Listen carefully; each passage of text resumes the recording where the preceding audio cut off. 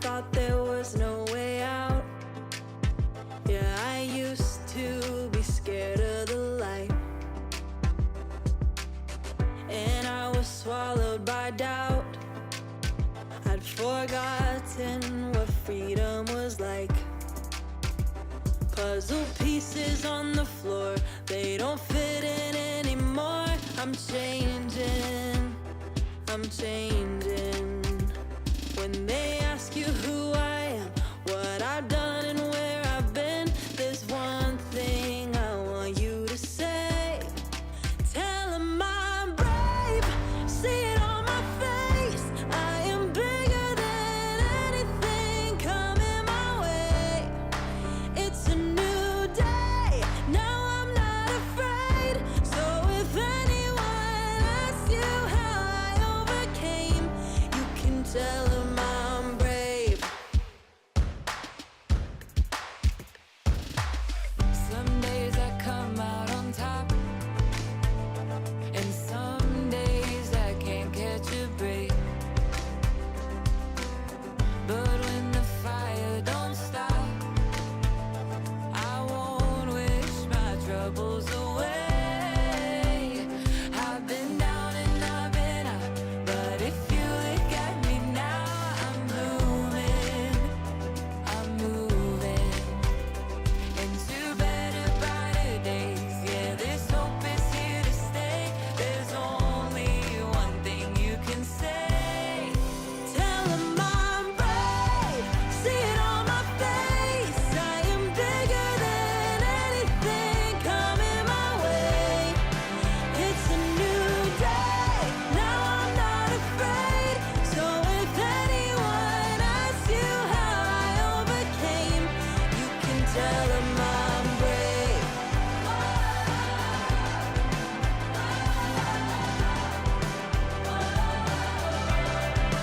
We're gonna fight,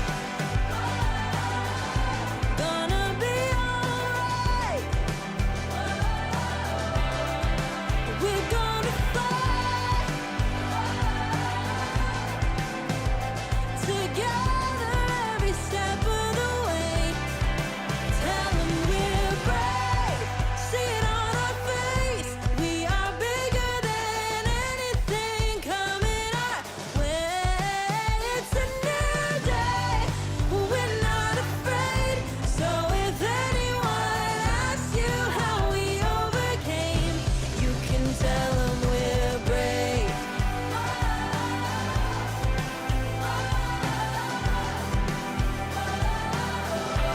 You can tell 'em we're brave.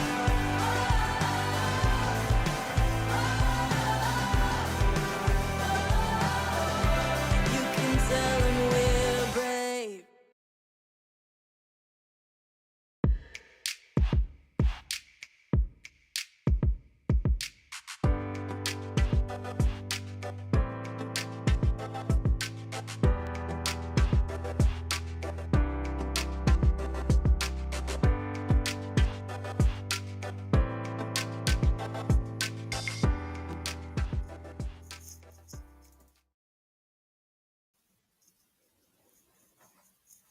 Hi, everyone. Welcome to tonight's show. This is My Brave, Stories from the College Athlete Community. If this is your first time joining us at a Brave show, I want to tell you a little bit about This is My Brave. We are a national nonprofit dedicated to mental health storytelling. So we invite ordinary people to our stage to share their extraordinary stories of overcoming mental illness and substance use disorder.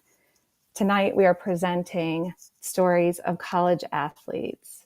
This is a remarkable event that we're very proud to present, letting our athletes speak out to share their stories, let others know they're not alone, and break down the stigma of mental health matters in athletics. Silence about mental health in college athletics is dangerous, and we've seen in recent months the consequences of it.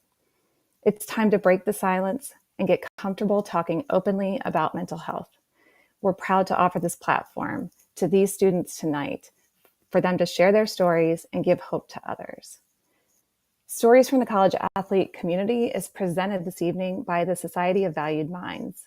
Here tonight with us to tell us a little bit more about the organization is Society of Valued Minds Ambassador Katie Kinney. Katie, welcome to the stage. Hi, Erin. Hi, everyone else. I'm Katie. Good I'm to part see of the you. Society of Valued Minds team. It's so nice to be here. Yeah, you too. It's so nice to be here virtually, and we're so honored to be collaborating with This Is My Brave and every storyteller that you'll hear from tonight. Our mission at Society of Valued Minds is to show every person just how valuable their mind truly is, exactly the way that it is. We were founded by a healthcare company called Otsuka to build a platform to fight mental health stigma through self-expression. Whether that be dancing, poetry, yoga, crafts, whatever makes you the happiest, self-expression truly has a positive effect on your mental health.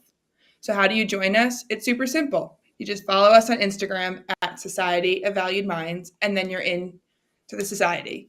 And stay tuned for all the exciting things to come. And if that wasn't enough to convince you to go and follow us on our page, Society of Valued Minds and This Is My Brave are teaming up for a really exciting merch kit giveaway tonight, including some really cool branded merch like a Society of Valued Minds Yeti water bottle, some branded stickers, pins, t-shirt, etc. It's super easy to enter. All you have to do is tag at Society of Valued Minds on This Is My Brave's latest Instagram post and make sure you're following both of our accounts. We'll DM the winner right after the event. Thanks for being here and enjoy the show. And remember, every mind is valuable. Thanks, Katie. Next up is our co-moderator for this evening's event.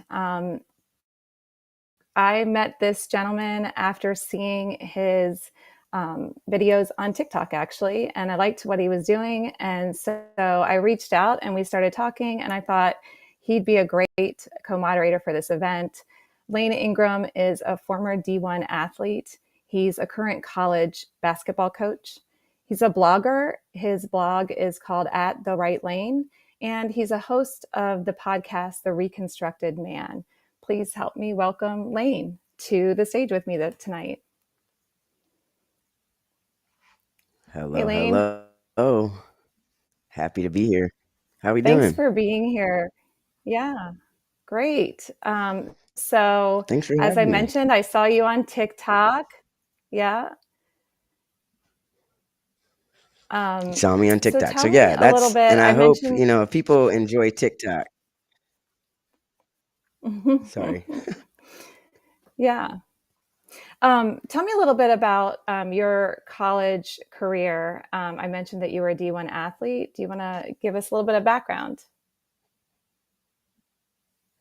Yeah, so I played basketball in college at the University of Michigan, and basketball has been kind of a foundation of my life. I mean, I started playing when I was 4 years old and was fortunate enough to get a scholarship to play. And so this is a topic that is certainly near and dear to my heart. Understanding what it's like to be a college athlete, what it's like to, feel the pressure, the stress, to have the successes, to have the freedom, to have all the attention on you. And so when Aaron reached out, I was really glad and humbled at the opportunity. So I'm really glad to be here. Nice. Um, so you're the host of a podcast, The Reconstructed Man. Can you tell us a little bit about the inspiration for that title? Absolutely. So I don't know how well you all can see my shirt, but it says "Protect Trans Kids," and that also is important to me. And the LGBTQ plus community um, is greatly affected by suicide, by depression and anxiety, and so all that we can do to support mental health awareness, to tell people they're okay as themselves, is important to me. And so my podcast, The Reconstructed Man, um, it explores the transgender experience because I am a trans man. I played women's basketball at Michigan, and so it's interesting to look back and think back on my time as a college athlete because that was so much of who I am, and to think about who I am now, um, actually like 20 years later from college.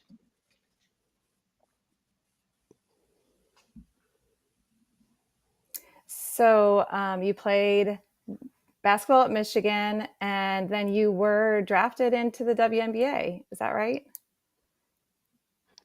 I was. So I went number 44 to the Sacramento Monarchs, and I got out there. I went through training Nice. camp. I got cut, and that was disappointing, but it was a good experience. I mean, my dream was to play professionally, and then it was to be a basketball coach. And so, um, sort of dream fulfilled. I wish I had played longer, but then maybe I wouldn't have gotten to be me at this point also. Great. Well, we're so excited to have you here today, and I think it's going to be fun to have these conversations with these young people.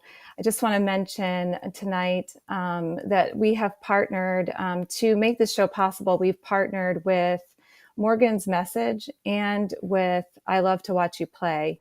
So much of the success of this event is attributed to those partnerships, as well as to the partnership and sponsorship of Society of Valued Minds.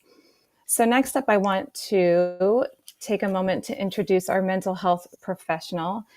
Dr. Sam Minyar is with us this evening. He is from the Center for Peak Performance. Dr. Sam is a sports psychologist with over 20 years experience working with athletes.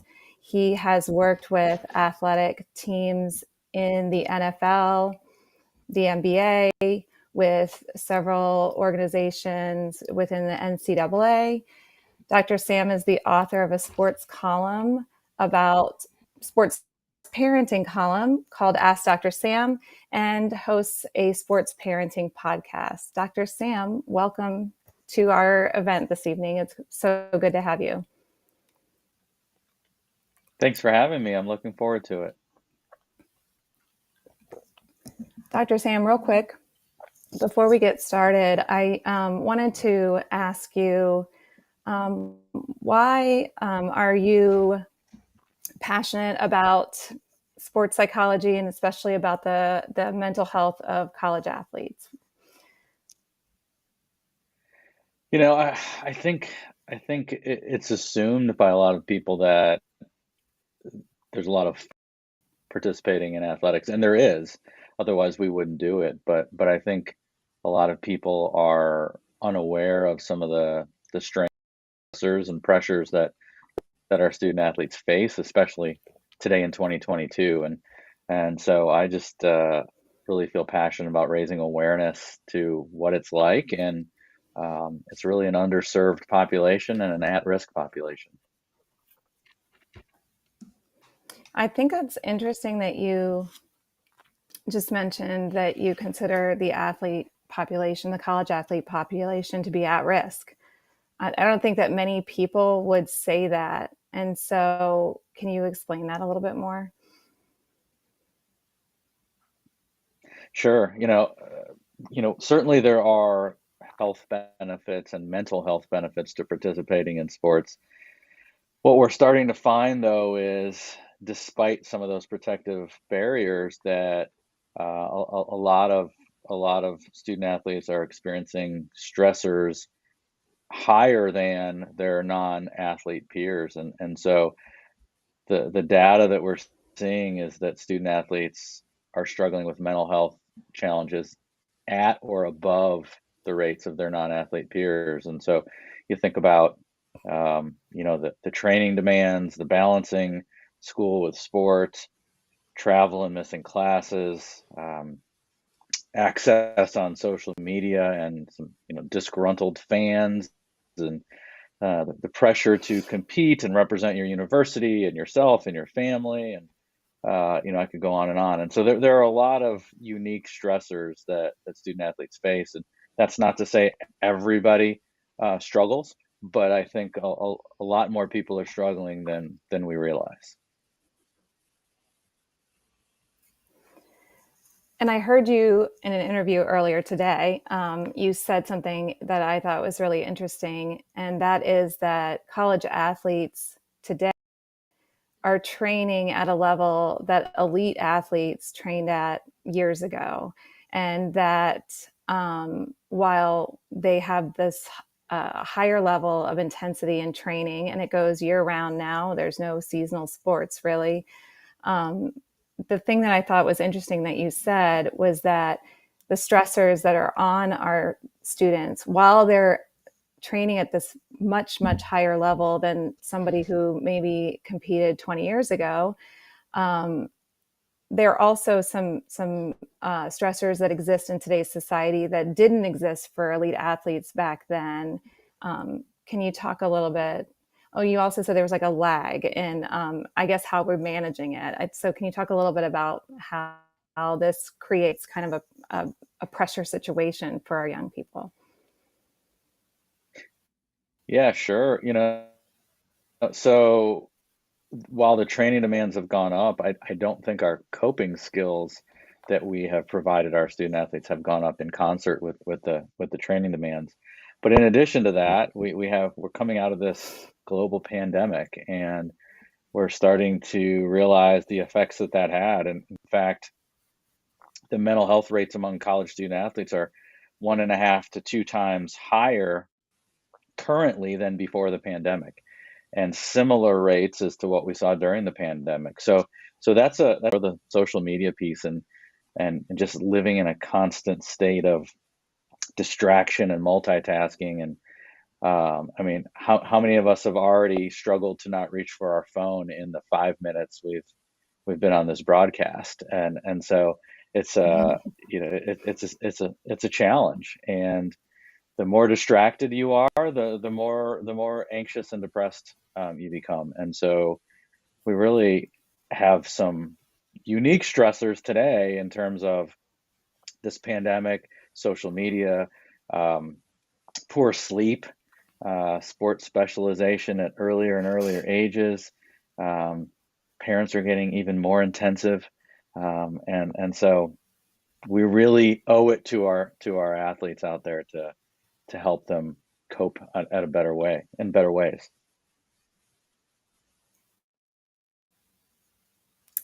Yeah, that's great. Well, one way we're going to start is by letting our student athletes tell us a little bit about their stories. We know that when we speak openly about our experiences, that we normalize conversations about mental health, and that's what these young people are going to do with us tonight. And so I want to just give you a sense of what the structure is, because it's a little different than other virtual shows. We're going to show you videos in chunks tonight. So we're going to show at this first pass, we'll do 3 stories, and then we'll invite those storytellers into a panel discussion to talk about what we've just heard. And then we'll move into the stories of a couple other students and bring them on for a discussion. We'll round out the event at the end with a full panel discussion in which we'll take questions from the audience. So please, if you have some questions for our storytellers, you can put them in the chat, and we will move them over and put them in front of the storytellers at the very end of the show. So to kick things off, we have 3 storytellers in this very first segment, and it is Frida Esparza, Lindsay Kilpatrick, and Brianna Moore.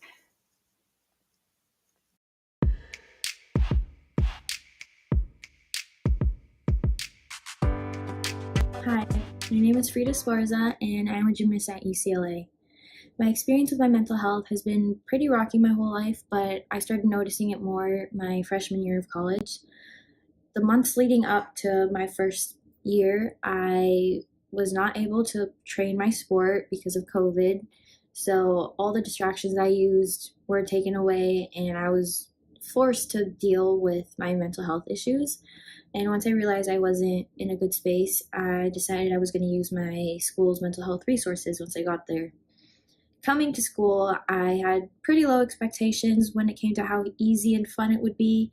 I only ever heard good things and people's personal experiences and mostly the positive side to it. And during my official visits, I was also only shown the best and most intriguing parts of the schools.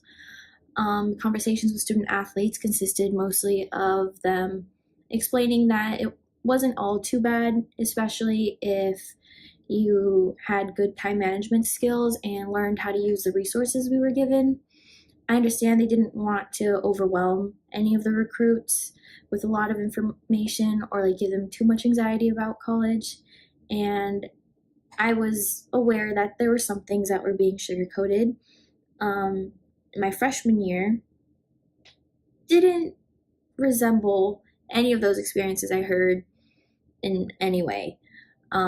Since it was COVID, I had no roommate. It was difficult to meet people, make friends. Everything was on Zoom, and during competitions, we had no fans in the stands. Parents couldn't come and watch, which was a bit disappointing. And being diagnosed with severe depression and anxiety was a bit overwhelming, and it made me rethink a lot of things I went through and a lot of coping mechanisms I thought were normal. I had a very hard time managing my depression that year. I couldn't sleep, which was not ideal since I would be on autopilot the rest of the day. And sometimes I'd fall asleep when I was trying to do my homework or during my Zoom classes. I didn't have any motivation to do anything. And I would do my best to hang out with my teammates that were in my class. I got very close to them, but it was I was kind of torn because I wanted to have fun with them, but I felt like I wasn't capable of experiencing any good feelings at the time. And they're great. I did a lot of fun things with them, even though it didn't feel fun at the time, especially since I was battling the thoughts in my head. And recently, I was talking to one of my teammates. She had a project to do, and she was interviewing people on their self-care habits. And during my little interview, she asked me what I did for self-care. The only thing I could think of was showering, because I kind of use it, well, not anymore, but I used to use it as a reward. Like if I finished all my homework on time, I could take a shower earlier in the day. Since I had no motivation my freshman year, I would end up showering like at 2 or 3 in the morning, which wasn't ideal. But then as the more that we talked about it, I realized I don't have any hobbies. I didn't really have anything to like keep me motivated to do something after school or after gym. So then I just usually get bored and I take a nap or something along those lines. And I talked to my therapist about it, and we came up with a couple hobbies I could try. Then I remembered that my dad had a couple guitars at home, so I was like, he's not using them, I can take them. And I've been learning how to play the guitar, and it's not something I'm great at or anything, but I really enjoy it, and it gives me something to look forward to outside of school and gym. I know it isn't much, but it's definitely a step in the right direction for me. I still have my highs and my lows, but I have learned more about myself. I'm hoping that by sharing my story, no one feels guilty about not having the normal college experience, about not having as much fun as they expected to. And if I've learned anything, is that mental health is a long road of lessons and growth, and it may be a little rough at times, but eventually you learn a lot about yourself, and it can be pretty rewarding.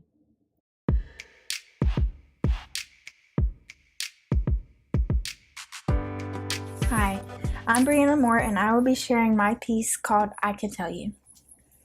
I always felt that I had a pretty normal childhood, but now I look back and wonder if I was experiencing symptoms of anxiety as early as elementary school.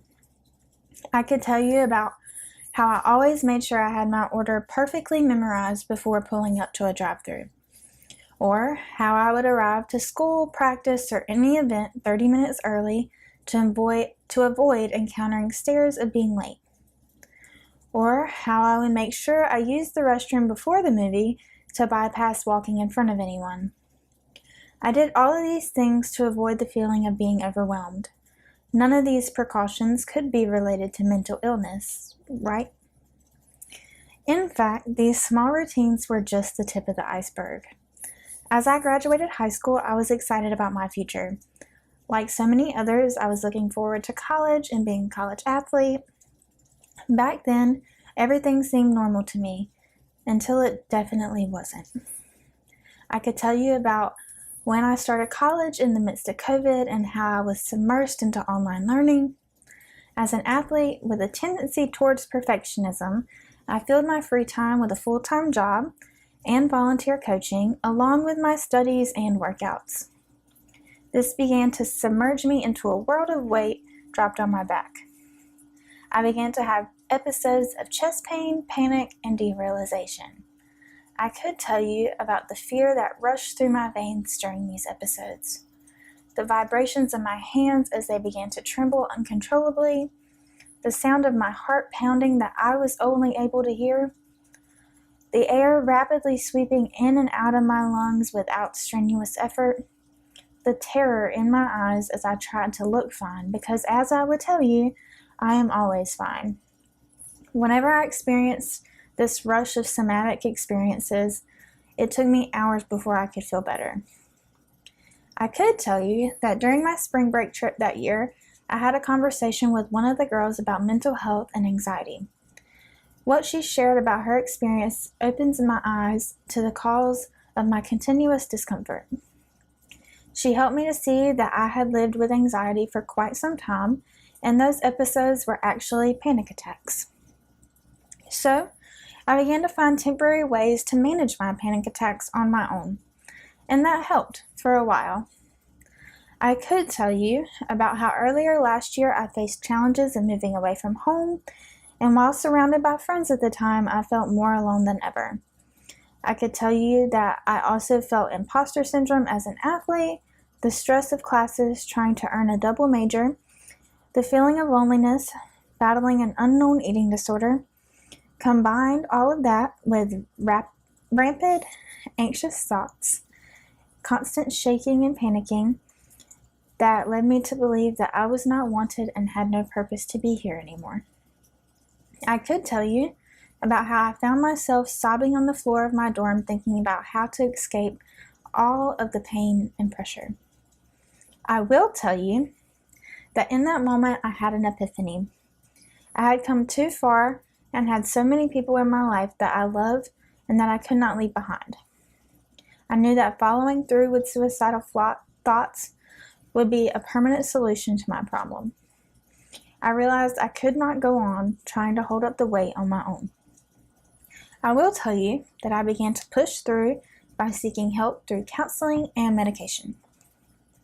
I will tell you that stories and shared experiences do save lives. Without hearing the stories and insights of my friend from spring break, my parents, and other Morgan's Message ambassadors, I may not be where I am today as an advocate or a person. I will tell you that healing is in your reach, and asking for help is not a sign of weakness. When I was in my darkest, I felt like there was no light at the end of the tunnel. In my eyes, how could there be? I was wrong. There is. And I will continue to tell you that you are not alone and that asking for help should be an accomplishment, not something to be ashamed of. I am Brianna Moore, and this is my Brave. Thank you.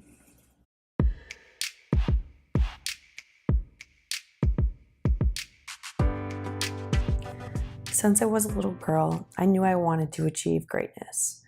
Greatness in sport, greatness in academia, and greatness in any feat that I faced.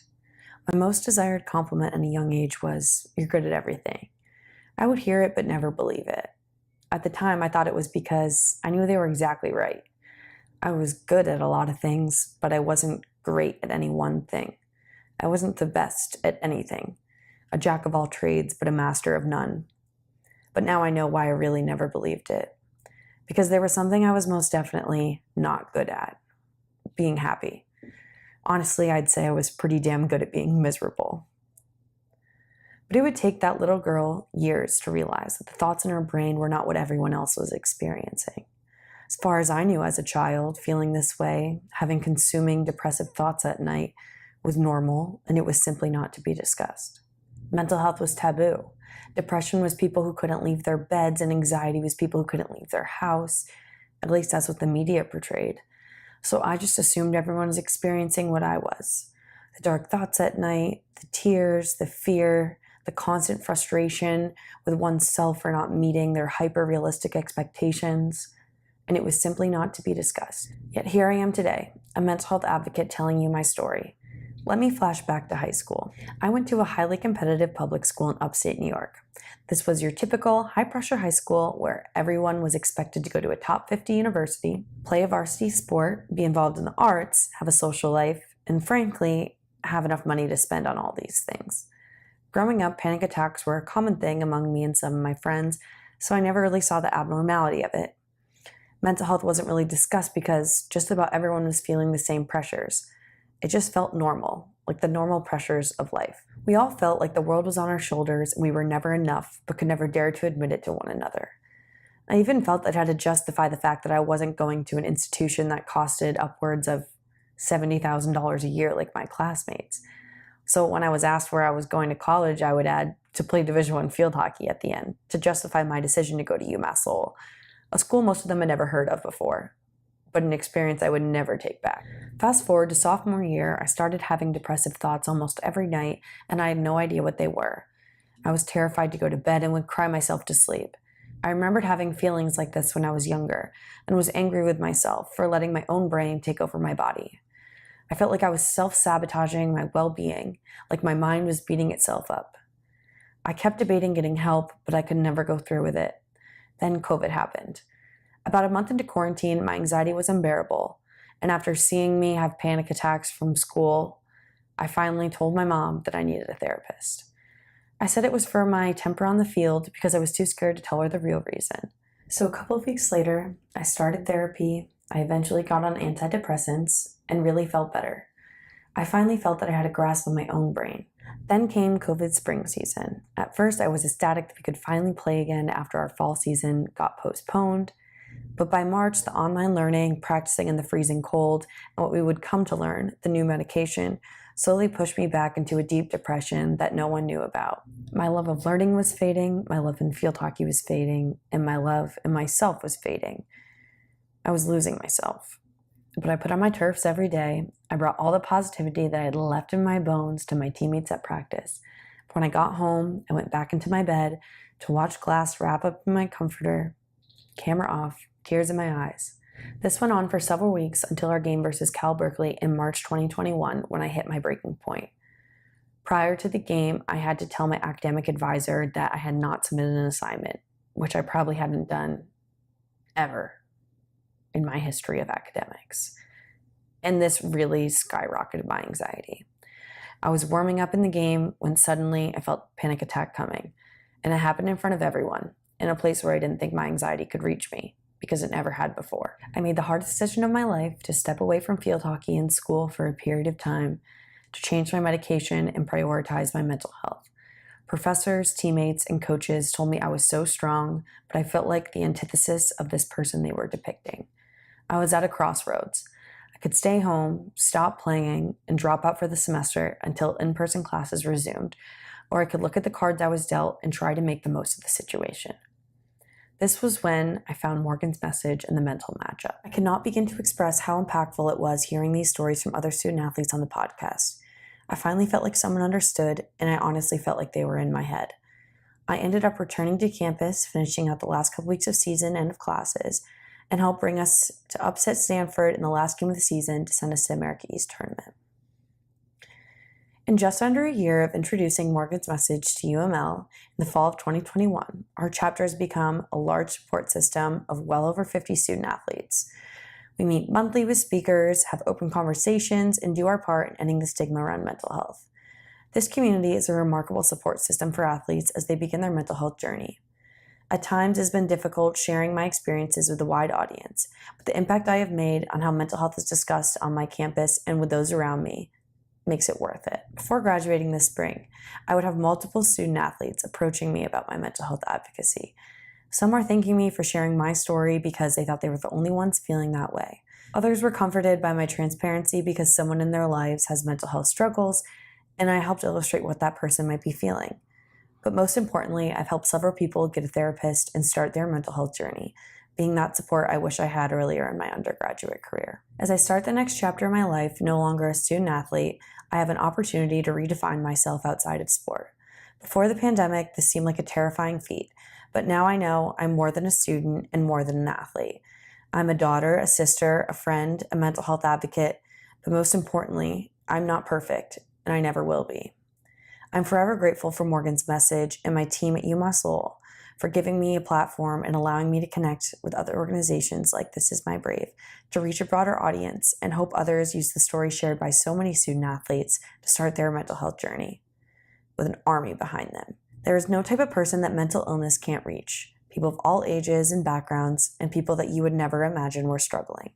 At the end of the day, just know you are not alone and your journey to happiness can start today. My name is Lindsay and this is My Brave.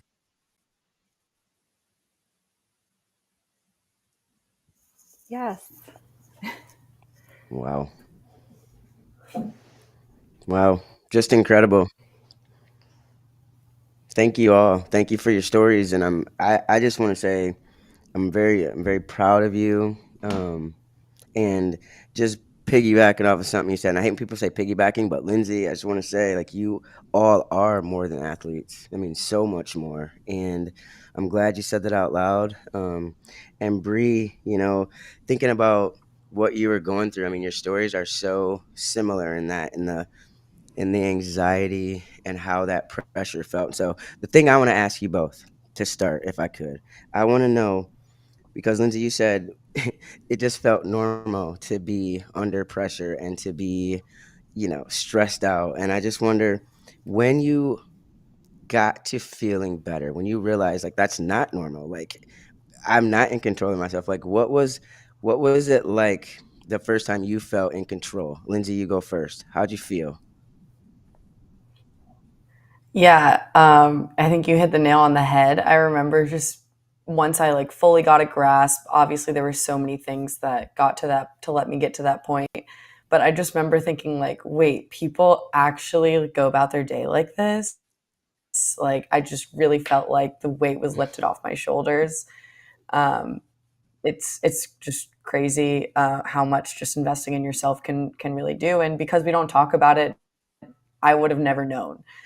So hopefully things like this can allow young people and people of any age to realize that maybe that pressure isn't what everyone else is feeling. Absolutely. What about you, Bree? So for me, it was really shocking, and basically because I don't know how I functioned the way that I did once I felt better, if that makes any sense. Because it was two different spectrums, basically. I'm sure. Why? Let me ask you this. This is another important question because you both alluded to it. Why do you think we as athletes feel so embarrassed about it? At the beginning, why don't we want to talk about it? Do you think because people will look at us like we aren't good enough, we're not supposed to be there? Like, do you feel like why do you feel like you said you told your mom it was because you had a temper on the field? Like, why do you think we do that? Yeah, I mean, I think we're supposed to perceive ourselves as someone who's strong, and the second that we don't believe it, we feel like that's not what we're. And we are supposed to come up with this stereotypical athlete that we're mentally tough, and that line is so thin between mental toughness and mental illness. And a lot of the times for me, I played through such strong injuries, and I was thinking to myself, how can I not play through my brain and my own thoughts, but I can play on this injury for an entire season? And I think that's really hard for athletes to comprehend, the fact that there is a hindrance that's actually stopping them when they know that they've pushed through so much. Absolutely. Before we go, real quick, Aaron, Dr. Sam, Yeah, could so you I tell us? I think, mean, I think you'd agree, but sorry, go Bree. no, I was just saying what Lindsay said really hit the nail on the head. I agree. Lindsay's pretty good. Dr. Sam, Lindsay also said something about how mental toughness doesn't tie in great with, being or with mental weakness. And I'd say, and I think you'd agree, seeking mental health or seeking help with your mental health makes you stronger, right? Absolutely. I mean, think about every other aspect of our game. We have no problems reaching out for help. In fact, we pay, hundreds of dollars to find a coach to help us with our speed or our technique and improve in all facets of the game. But for some reason, we are embarrassed or there's a stigma about seeking out help with our mental health. Absolutely. So true. That's a great segue into our next stories. We have coming up next Tony Jallo and Nicolette Caneda. Go ahead and cue their stories. Thanks, ladies, for joining us in this segment.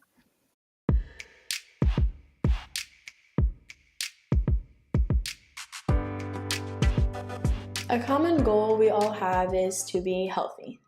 New Year's resolutions have been to be healthier, to lose weight, to live a healthier lifestyle, all things of that nature, but do we really know where to start?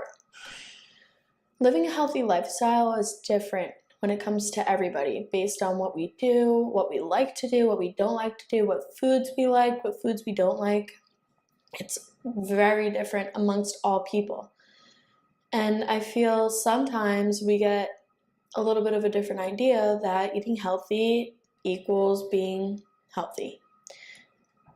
Living a healthy lifestyle is more than just what you eat. It's about the kind of person you are, the joy you take in every single day, and then food, which is usually the focal point of healthy living, healthy lifestyles, things of that nature. So what does it mean to be truly healthy? I think if I asked myself this among 3 different times of my life, they would be very different answers.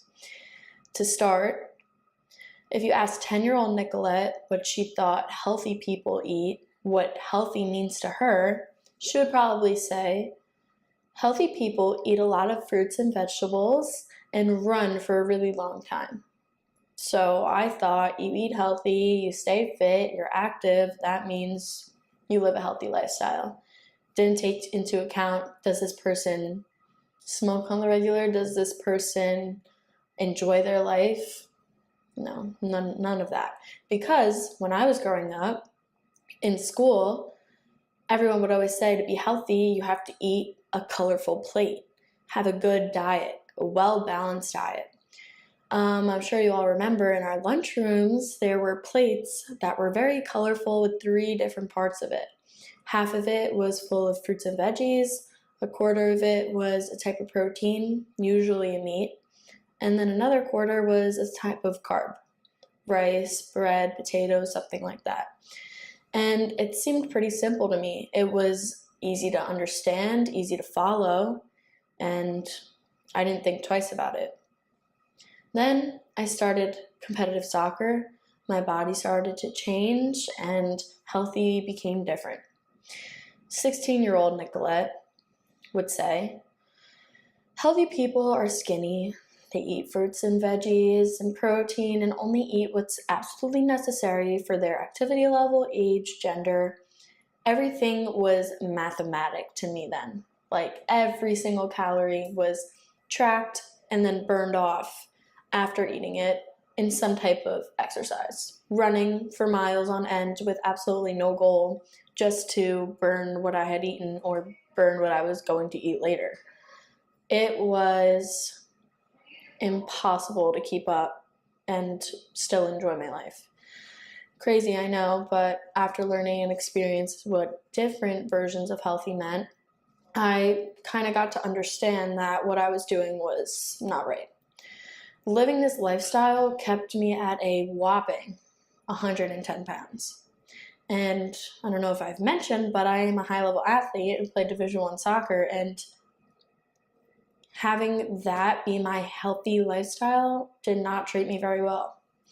And it wasted a lot of time, and I was a different person, and I wish I could take back that time. But living through plenty of different versions of healthy, I now know what it truly means to be healthy. So ask me now, 19-year-old Nicolette, what she would think a healthy person is. And I would think a healthy person is happy. Healthy person enjoys every single day and lives in the moment, is confident, they eat what their body needs to thrive based on what they're doing and what they like and what they enjoy and what they feel the best doing. And it takes time to figure out what that means for you. Don't get me wrong, I don't want to say all this and have you think that I have life figured out, because I wish I did. No one does. We're not perfect, but I made an account called NikkiFit22 where I talk about living a healthy lifestyle, talk about eating disorder awarenesses, and I hope that you can go follow me so I can be the page that I didn't have when I was at my worst and very confused on what healthy meant. So I hope you enjoyed, and I hope you check out my account, and I hope you start today.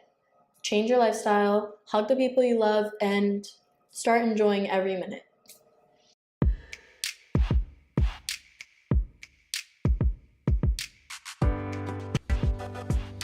Hey guys, my name is Anthony Earl Duval Diallo. My mom is Tracy Antoinette Duval, and my dad is Telly Mohammed Diallo. My sister is Yume Diallo, and I'm gonna give her a quick shout out. She's actually getting her master's right now in Brussels, so I'm extremely happy for her. She's part of this journey that I went through. My mom is Jamaican, and my dad is from Guinea in West Africa. And my family has been my rock and support through my issues of mental health and dealing with anxiety. So here's my story. I went through issues with anxiety my sophomore year of high school, and as a black man, I wasn't really sure how to go about dealing with it, especially attending a predominantly white institution. I didn't know who to go to, who to talk to. I felt very alone in my situation, and that I didn't have a voice, or that I wouldn't be heard. And it took me until my sophomore year of college to start going to therapy. And I'm not gonna lie, I was skeptical at first, and so I eased into it. I started with a few sessions every few weeks, and it turned into more a consistent thing that really started to help me out. A big part of that was having a therapist that looked like me, a black female therapist that really held me accountable and understood what it meant to be a black man. And her also being a former athlete helped with knowing the pressures that I was going through in my day-to-day. And so it was cool. In our sessions, she would do reinforcement training, and I would say, I don't know a lot. So every time I said, I don't know, I had to do 5 push-ups. And stuff like that really helped me, be able to process how I think and things that I'm going through. And therapy became a tool, something that I wasn't afraid of, but I found comfort in it, even though it was uncomfortable sharing a lot of,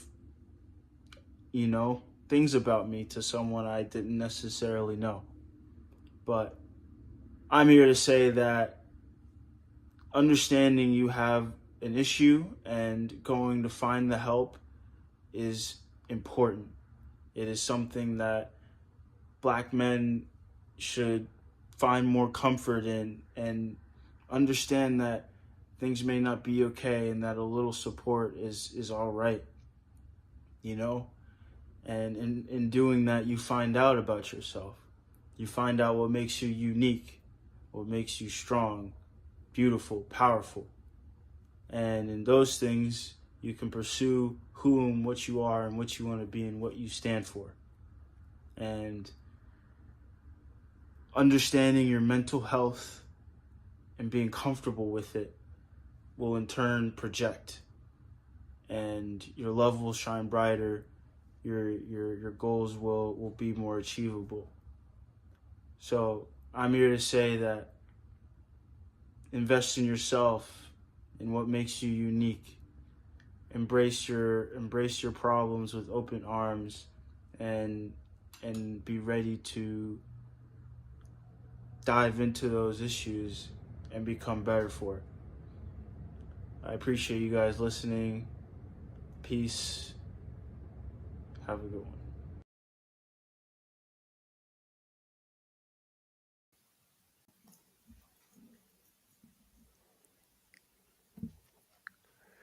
Wow, really great. First, I just want to say to Nicolette, there was a point where I wrote down in all caps, I wrote yes, because it reminded me, I saw your video last week, but you said healthy is happy. And that is like, yes. And that's in every situation. Like, healthy is happy. And then, Tony, you were like, a little support is all right, because it is. I mean, I have questions for both of you, but I just wanted to call out those two pieces that really like hit me. Like, healthy is happy. And like, as a trans person, like, healthy is happy. I'm with you. So, Nicolette, to you, okay? Looking back at 16-year-old Nicolette and now being 19-year-old Nikki Fit, okay? Like, what, like, how have you changed? And I just mean overall, like, you're happy, so that means you're healthy. Like, how have you changed when you look back at 16-year-old you to now? So, thank you for everything you said. I really appreciate that. It means a lot. And I look back at that time and I'm just kind of like, I don't recognize her at all.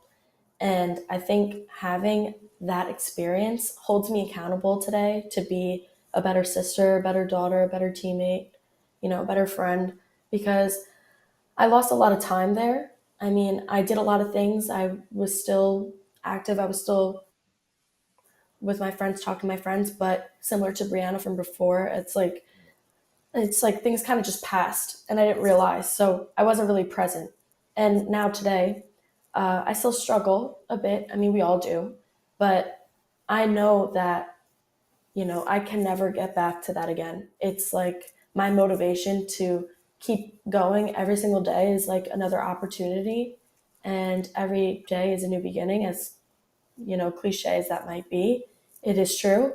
And I'm thankful for the experiences because I could be the blueprint for somebody else. And that's Hmm. what makes me happiest for doing what I do. Fantastic. Oh, really great. I'm really proud of you. And Tony, I love how you brought up your family to start. Thank you. I really do. And I love the shout out to your sister. Congratulations. Get that master's, girl. Okay. Um, but for you, I wonder, you hit the nail on the head. I mean, I mean, you did. I mean, hit the nail on the head. As a Black person, it is tough. You see TikToks, you see videos about how people say, I told my parent I was depressed, and they were like, stop, And so I wonder, with your family being your rock and your support, like, when you had to share your feelings with them, what was their reaction, and how did how did they support you through that? Um, it was definitely like a conversation. Them being like immigrants, they didn't grow up really talking about mental health either. So um, it wasn't like I went to them going for answers. It was kind of like, can you help me figure out what's going on? So I don't know, so we can have a better understanding. I'm very grateful to like have the parents that I do, the family that I do, that supported me. My sister really helped me, kind of talk to my parents because she was going through things herself. So we all just kind of wanted to help each other, and we preach always being there for each other. So I think that was kind of a big part of it. Right. Another thing I like from yours, and I know we have to get going, but is the reinforcement training.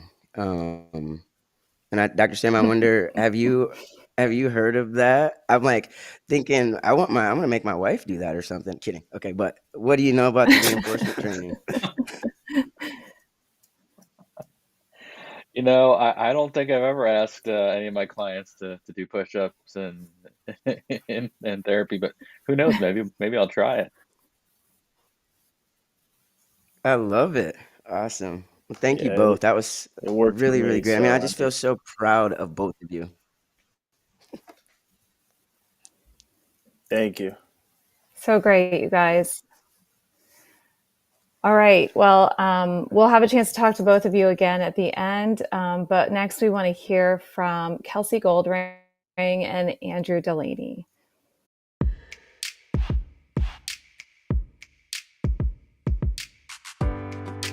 This is my piece called A Reflection on Mental Toughness Within the Athletic Community, a Message to Male Athletes.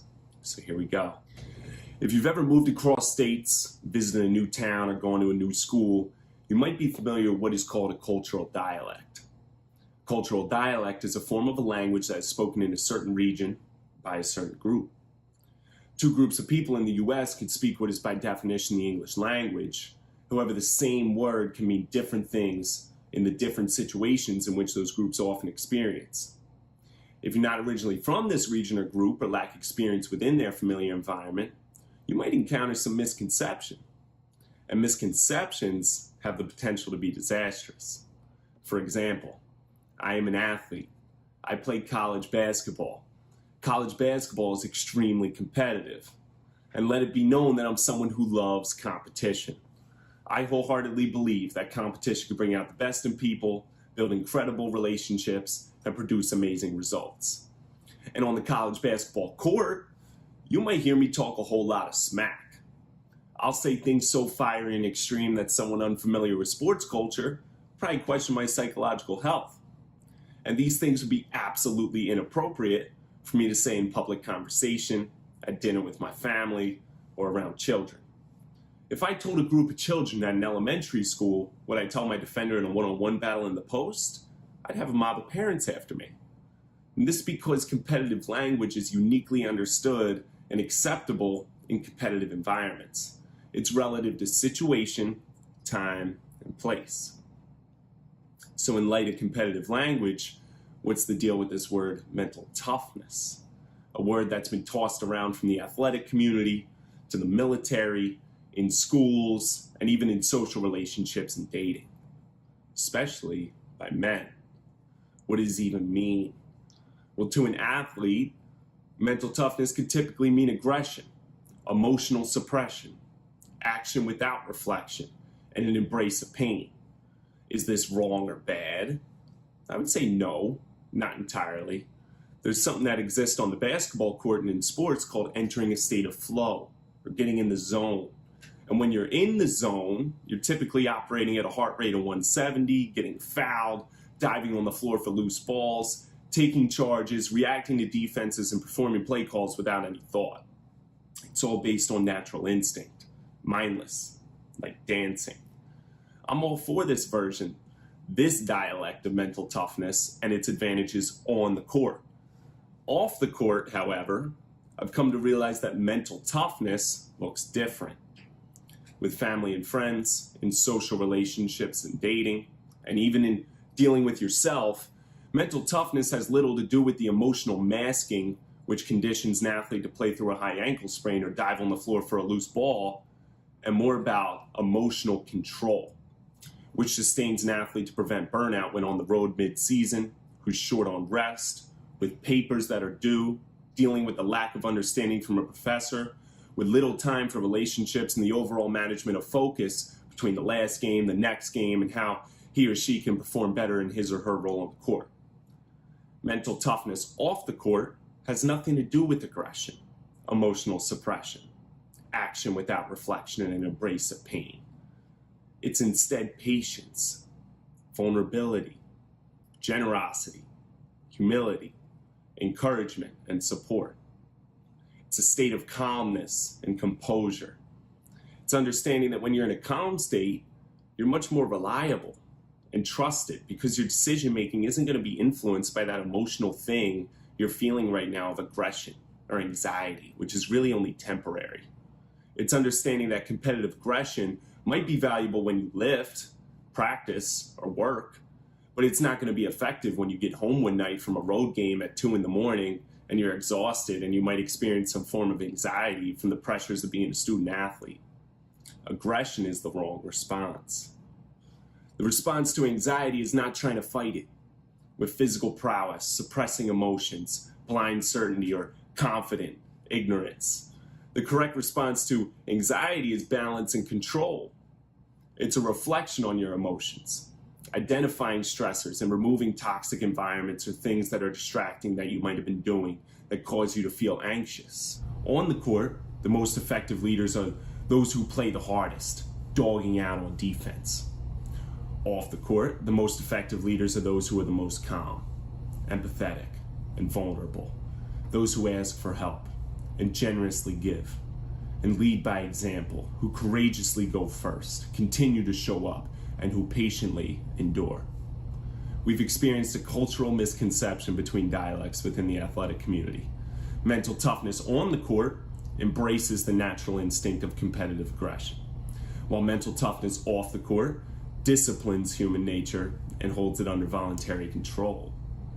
Men who master the mental toughness on the court, as well as the mental toughness off the court, will not only be strong athletes, but strong humans, husbands, fathers, and friends. And strong men do both. Thank you.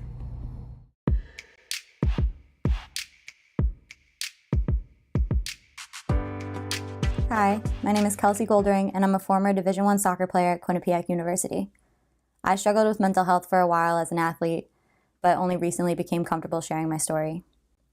When I was younger, I wasn't considered one of the best. I had to push myself to be at the same level as everyone else. By the time I got to middle school and high school, I was considered one of the best. They even referred to me and my friends as the soccer girls that were going D1. However, I struggled with a lot of injuries. Before I even started college soccer, I had torn both my ACLs, one my sophomore year, one my senior year. I broke my heel, I had 2 concussions, and I had 2 fractures in my L3 vertebrae my freshman year where I had to wear a back brace for 3 months. And those were only the most serious injuries I had. I had to redshirt my freshman year of college because I came in with the torn ACL and was 3 months post-surgery. In my sophomore year of college, I killed it.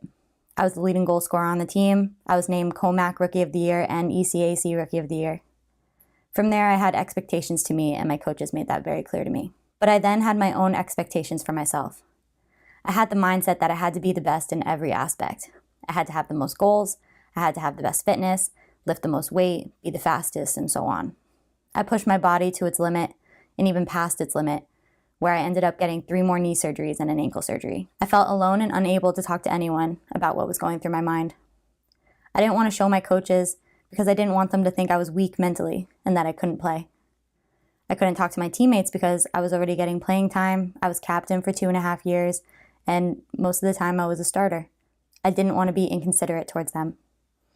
Because of that, I kept everything to myself, and it drove me crazy. I tried to distract myself by helping other teammates through their own injuries, as well as coaching the ones that were still on the field. It helped because of the distraction, but as soon as I was alone, everything would hit. I then fell into a deep depression once my career was over. I didn't have time to plan for my last game because I didn't know it was going to be my last game. I technically still have a year of eligibility left, but I had to make the decision to quit once I found out I needed to get a 5th knee surgery. I lost my identity completely and didn't know who I was for about a year.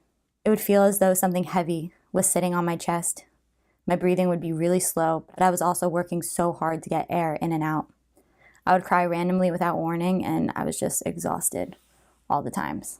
When I was playing, I would push my body so hard that I would almost hope that I would have an injury just so I could take a break. I had 2 speeds, it was 0 or 100, so I was always pushing my body to its limit. But then at the same time, when I would get injured, which was often, I would feel helpless sitting on the sidelines watching my team play without me. I never understood my feelings at the time, and I would normalize them by blaming them on all my injuries. But when all those feelings would continue after my career was over, I had nothing to blame it on except the loss of something that was once a big part of my life. Talking to other athletes and hearing their stories is what helped me realize that what I was feeling was normal and that I wasn't alone. To other people, when I would say this out loud, I felt silly and stupid that I was falling into a depression over a game. However, other athletes understood me. Other athletes helped me and let me know that I can get through it. I hope my story helps other athletes realize that they are not alone, and these feelings are justified. Don't let the stigma of mental health prevent you from taking care of yourself. I realized that getting help and speaking up about my mental health didn't make me weak, but it was the strongest thing I ever did.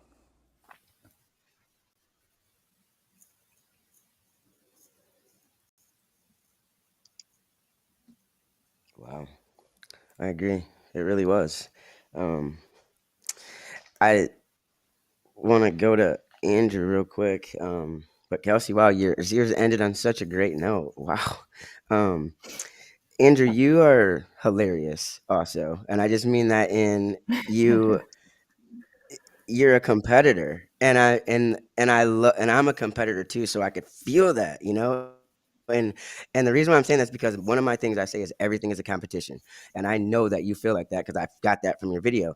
But the thing about you though is like you get it, you know, the mental toughness and embracing the pain, you both have that in common. But like, how did you get to this place that you're at right now? Like, how do you know? Like, how are you a strong man like this? Because like you get it. Mental toughness on the court is different than it is off the court. So my question to you, how did you get to here?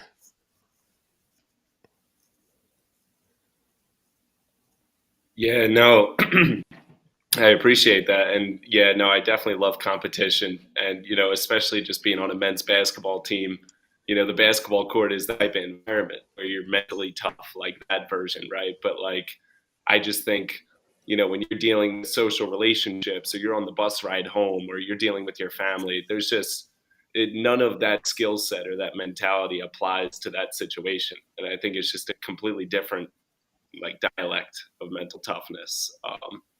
And I think just, people maturing, I think it's congratulated and encouraged in the athletic community to be strong and to be aggressive. Hmm. And, we're entertainers. Like that's what we do. We entertain people. But I think to take care of your mental health and to be vulnerable about your situation and to talk about things that, we're human too. Like we're out there putting on performances, but we're also human. So I think it's just the human situations that you experience off the court. A lot of it is just, suppressed. And I think it requires a whole different level of mental toughness. Agreed. And I would just say, I think that makes you very, very strong, like a very strong guy to say these things out loud, to understand the importance of just being a human. So really great. Kelsey, to you, Andrew said the embrace of pain, and I think we all get that, and I think you get it to the extreme. And I wonder, you said you always had to be the best, and I remember when I got cut and I felt like I lost my identity. Like, what am I supposed to do now? But so to where you are right now, is there anything you feel like you have to do? You know what I mean? Like you said, you feel like you had to be the best. Like where you are right now, is there anything you feel like you have to do? Or like, tell us about it. How are you? So, in terms of being the best, I've gotten a lot better at that because I just go to my own ability. In terms of things that I still have to do, I'm getting a little better at that. I'm not the best. Like, I still have to work out most days. I have that kind of mindset in my head that I can't shake. And I think that's just my athlete mentality in me. But if I take a day off, I'm not getting super upset with myself. So I'm getting better in that aspect, but I'm still Mhm. working on the being more okay with the not doing it every day. I hear you. Well, let me just tell you, when you get to be my age, it'll be a little bit easier. Dr. Sam, question for you. You have to have seen people who are uber competitive, who push themselves too far. I mean, what what would you say to athletes or parents or people who are watching that are like, this sounds a lot like me? Yeah, I think it sounds like a lot of people. I mean, I think many athletes will tell you that in order to reach the pinnacle, you have to make these sacrifices and put the rest of your life on hold. And I don't know if that's true or not, but what I can tell you is if you do that, you will pay the price. I think, what all of our storytellers have really shared was finding balance. And, that's one of the things that's helped them make it to the other side, in addition to therapy, but is finding that balance. And I think that the more we can balance our interests and our identities, listening to Kelsey, so much of her identity was wrapped up in being an athlete. Then when that was taken away out of her control, not on her terms, she really struggled with that. And I see that a lot. And so balance is certainly the key. Absolutely. So thank you, Kelsey and Andrew, for sharing. And we'll be back in just a minute with everybody. But we have one last storyteller who's sent us a story tonight. This person cannot be here because he's busy preparing for a job that he's doing. This next storyteller is a former D1 athlete and now an actor and comedian. His name is Londell Theus Jr., and he's going to bring us an interesting perspective that I think kind of reflects on a lot of the things that our storytellers tonight have touched on. And he's got a little bit of distance from his career, so I hope you enjoy his story.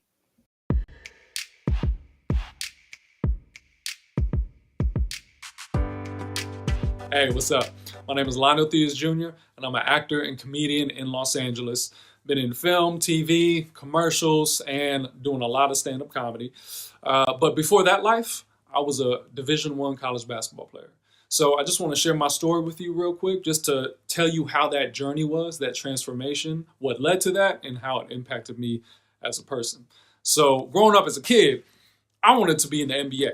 That was it. I was going to be a professional basketball player. I just had visions of myself on the court, doing what I do, creating dope moves, expressing myself in an audience full of people. Like I just always had that vision when I was younger.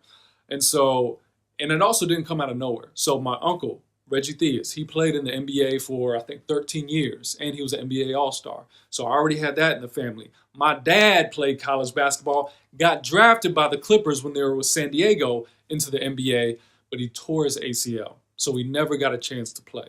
So my whole thing was like, that's not going to happen to me. I'm not going to have that same story as my pops. I'm going to continue on that legacy that ended too short for him.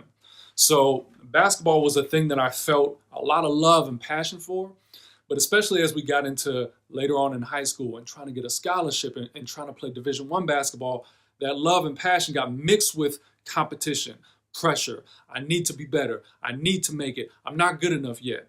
So that was the kind of seed of that kind of theme happening throughout my career of like, I need to be better. I'm not good enough yet. Eventually, that led me to going to New Mexico State, a Division I basketball school out in Las Cruces, New Mexico. And as fate would have it, my uncle, Reggie Theus, he was the head coach at the time. So freshman year, great experience there. Ended up making it to the NCAA tournament because we won our conference championship. I got to play in the conference championship, was balling. It was just a great experience. Eventually, we lost to Kevin Durant when he was with Texas. I mean, what you gonna do? But it was still a great experience. But sophomore year, head coach left, so we got a new coach. That's when things really started kind of going into a different direction with my college basketball career. The coach, we really didn't have a vibe. I was at the place where I could not afford to be on partial scholarship anymore. Like I needed full scholarship. I could not afford it. My family was going through some financial issues at the time. This was kind of during the financial crash of 2008. And I told him straight up, like, listen, if I can't get a full scholarship, I'm going to go to a new school. So he convinced me to stay. He convinced me that they will find some scholarship money for me, but he just wants me to stay. He needs me on the team. I'm like, all right, cool. I'll take a chance. That first part of that sophomore season just went awful. I mean, basically, I was kind of tasked with getting all of the players that he recruited and helping them find housing. There were like 8 scholarship athletes that he recruited over me that could not even play the first half of the season because they didn't pass NCAA clearinghouse rules. So now we have a shortened team, and I'm forced to play out of position at like a power forward and play against guys way bigger than me because of all of this. And also, I'm getting eviction notices every month because I cannot afford to stay where I'm at. So eventually got to the point where I decided, you know what, it was really taking a toll on my mental health. It was a really toxic situation. I'm not even going, that was about half of it. There's a lot more, but I decided to leave. As luck would have it, I take that leap of faith. About 24 hours later, I get a call from a previous head coach or assistant coach of mine who says, we have 2 schools that I reached out to you about, and they got scholarship offers for you. So I visited a school out in College of Idaho, liked it, went there, got the scholarship, and I'm like, cool, here's my second act. Here's the next version of my college career where I'm gonna be the main player on this team. They were all waiting for me to be the starting shooting guard on this team, and it was beautiful. Then I tear my ACL. Tore my ACL, had to sit out for another year and do surgery. And that was the point that was really difficult for me because it was the first time in my life I could not play the sport I loved. And I felt like my dream was starting to slip away. One of the beautiful things about that time period was I had to tap into other things that excited me, that I was passionate about, other than basketball. Basketball was like almost 100% of my life. So as soon as it became less because I physically couldn't play, I started being curious about what other things am I passionate about. And I found out I was good at performing and doing impressions and doing characters. So I would film myself in my dorm room, just doing impressions of celebrities like Jay-Z. I'm like, yo, it's your boy Young Hofer. Or Denzel. I'm like, okay, all right, that's what you're telling me, son? Huh? So I would just do videos like that, send them around school, and everybody loved it. And that was the first experience I had of performing, of like, wow, there's something that I kind of like this. I might be able to do this one day. So long story short, after I rehabbed from ACL injury, I got another knee injury. Basketball was done. I just couldn't play anymore, and that was devastating. But I decided that the next closest thing I'm passionate about is performing.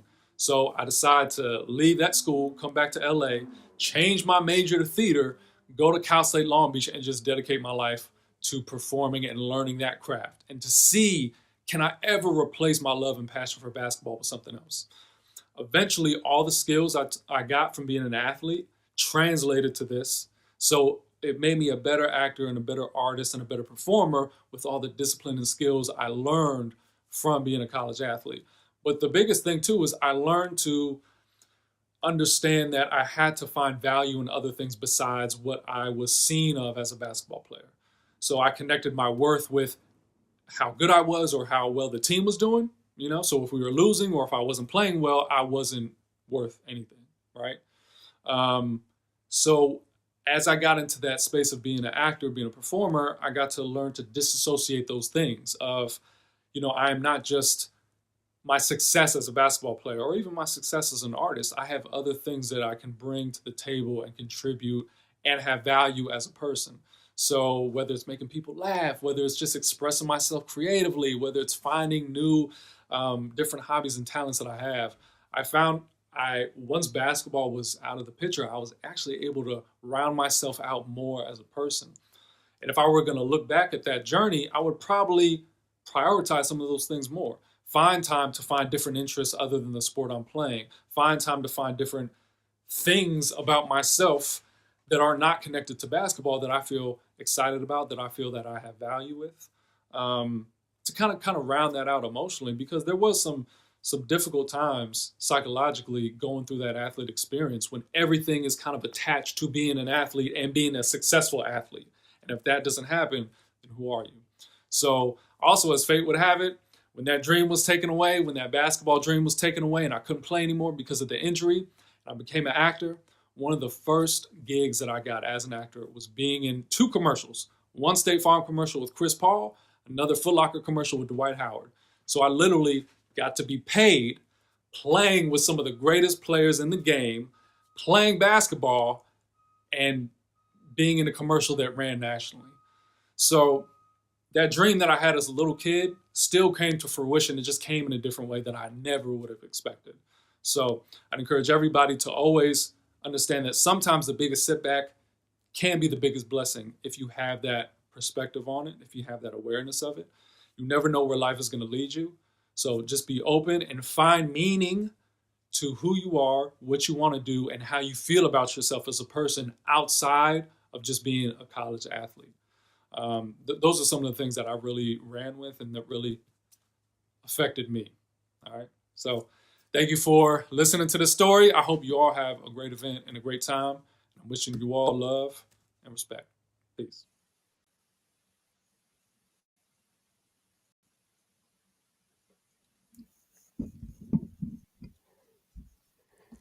That was so great. Ooh, everybody's here. Awesome. So now we're to the panel discussion portion, right? That's it. Yep. Awesome.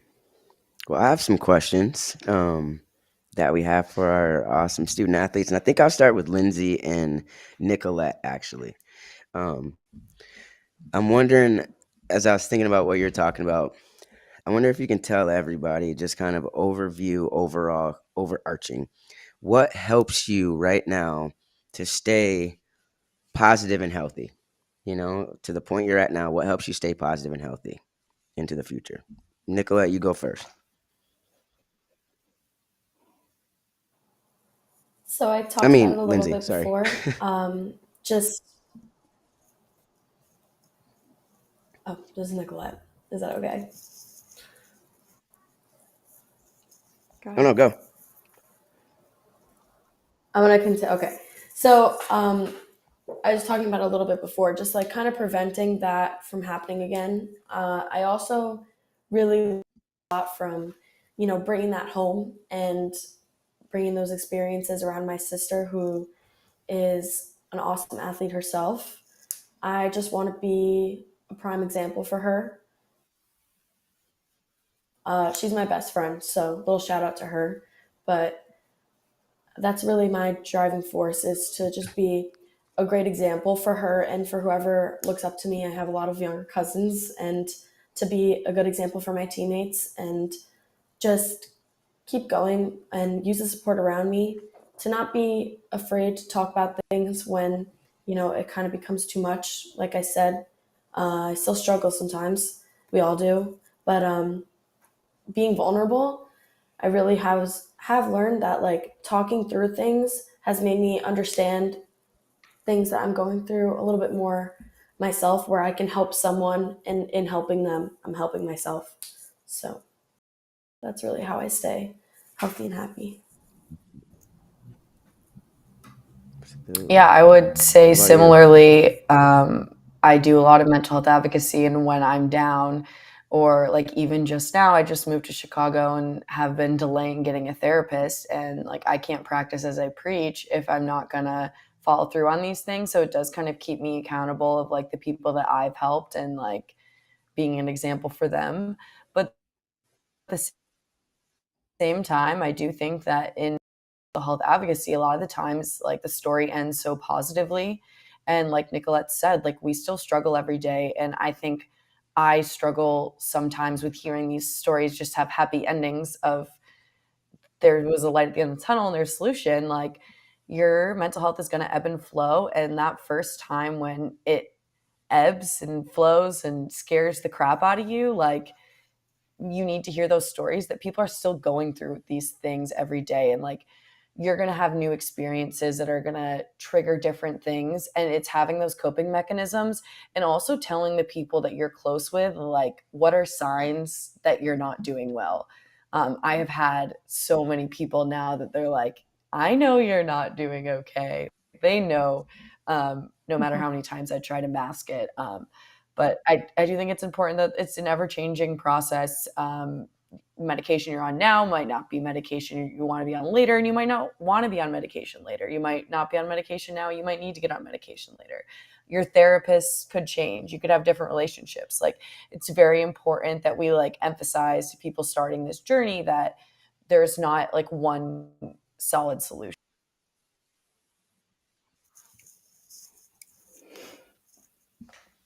Absolutely. Absolutely. So, Tony, I'm going to go to Tony and Andrew. Question for you. What would you say, just going off of what Lindsay just said, what would you say would be the first thing people should do if they feel a mental health issue coming on, or they have, things that don't feel right, or they're not, like, how it is. You're feeling over competitive, or you're pushing yourself past the point of pain, or you don't know why you feel this way. What would you guys say is the first thing people should do?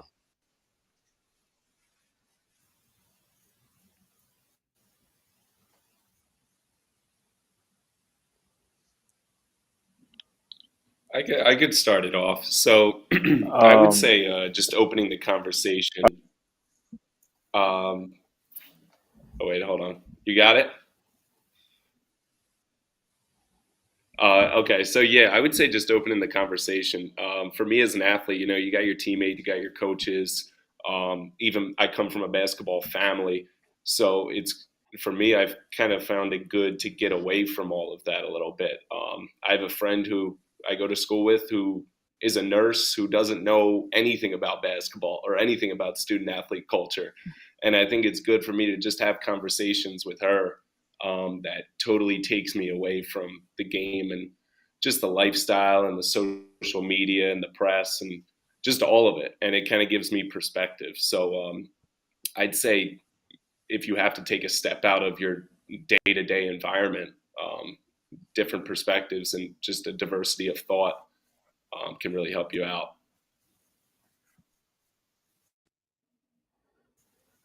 That's so great. That's so funny. Why I made sure Yeah, when I was at to Michigan add to on. not live with a teammate. Oh, sorry, Tony. We have a little bit of a delay in when people are talking for me. I'm sorry. Go, Tony. You tell us what you think.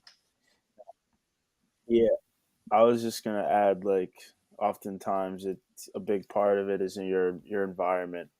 So, if you're around teammates and you're practicing in your competitive mode, you also have oftentimes your roommates are your teammates. So, there could be like a competitive addition when you come home. So, like, making sure you have healthy outlets like friends who maybe aren't so involved, who can provide a different perspective or different ways to cope with things that you're going through really help.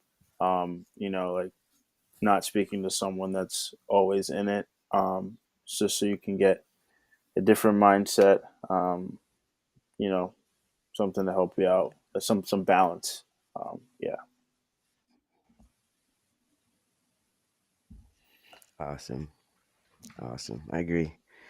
Um, what I was just saying, in case you didn't get, is Andrew, when I was in college, I also made sure to not live. I tried to not live with other athletes. Just one, I wanted to get the feel of what it was like to be around other regular, other non-athletes, but also just the mental space. I'm glad you brought that up. Kelsey, question for you. Um, you said you walked away from your sport, and I wonder, what was your support system like at that time? Like, how did your coaches react? How did your teammates react? What was your family like? And then just overall, how were you? I mean, I can't imagine what that must have been like.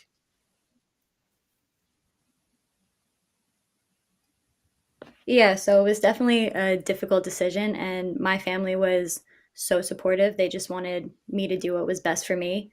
My coaches said the same thing, but of course, they're saying, of course, we want you back, but if it's not right for you, then we understand. And in my head, I was going back and forth between, do I do what's right for me in terms of so my body kind of holds up throughout my life, or do I risk getting even more injured, more surgeries just to play one more year of soccer? So I kind of went into an internal battle because everyone was saying, we support you, we can't tell you what to do. But in my head, I didn't want to let anybody down, I didn't want to disappoint anybody, but I also didn't want to walk away from a sport that I love. Right. But in the end, I think you'd say you're better for it, right? Stronger, healthier. Definitely. I'm definitely stronger, definitely healthier, definitely glad that I didn't have to get any surgeries in the last year that I'm making it through grad school all healthy. So it was definitely the right decision that I made. Great. And so, Bree, talking about being overwhelmed as a coach, I mean, I have student athletes and I think about that all the time. You know, they have to work, they have to go to travel. And so I just wonder, when you sought help and started to work on your mental, your own mental health, what was it like when you felt it start to work? And anybody can feel free to chime in on this, but I wonder, for you, what was it like? What did it feel like when it started to work?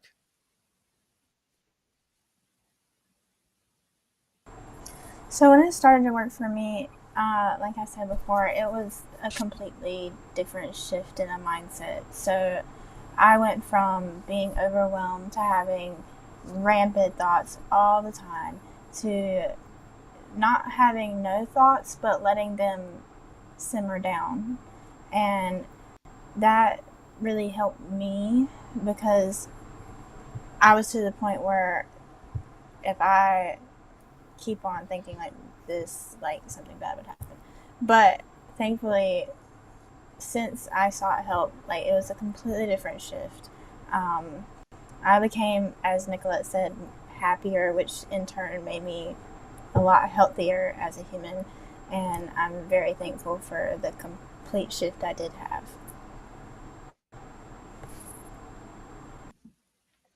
Amazing. Anybody else want to share on this one?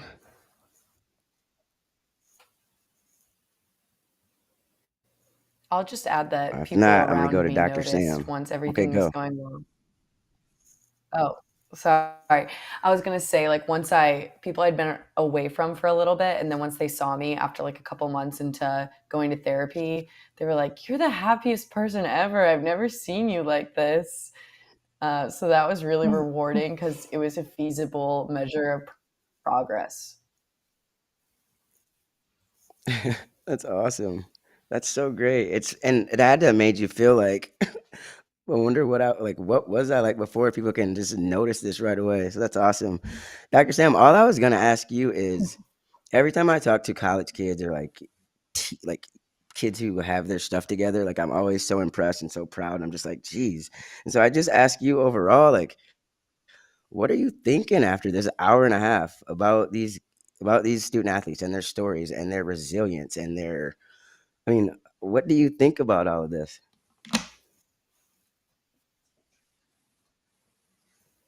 Well, first of all, I'm proud of every single one of them, to share their stories so publicly.